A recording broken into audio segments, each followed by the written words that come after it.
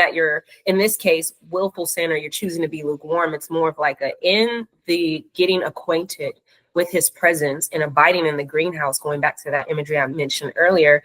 Am I choosing to just be in the greenhouse, or am I choosing to really get to know the greenhouse? Because then I know every day at 3 p.m. the sun is going to hit that window right there, and I'm going to just go ahead and situate myself there. I'm going to rearrange the stuff. So do you see, when you're adapted to his presence, you know how to respond in and out of different seasons versus just being in it. And again, the prodigal imagery, right? The prodigal son and then his brother.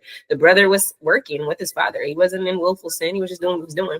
But his heart was missing the intimacy of understanding. You have it like that too if you just simply asked. You know what I mean? You didn't have to feel that way towards your brother who was coming back, who had a different bent of sin in life than you.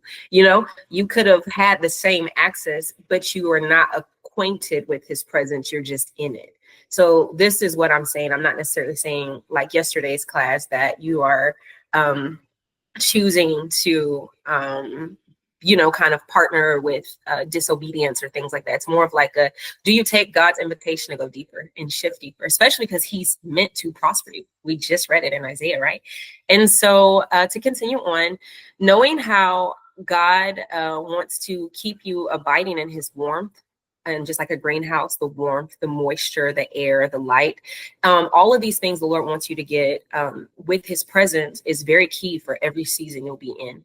And the beauty of adapting, knowing the tone of Christ meant for your unique growth, is how you'll be able to abide patiently as you're learning to yield yourself to being taken care of, and no longer having to take care of yourself. You're learning how to wait upon the Lord. And this is why adaptability is so important, because you may have come from a background where all your life you had to fight. You had to be the strong one. You had to be the defender. You had to go off on people or protect yourself or take extra extreme measures to sever ties or do these things. And God is rearranging your nature to adapt to his, because now you have a loving father. So now you're trying to learn how to yield yourself to being taken care of. Oh, that irony.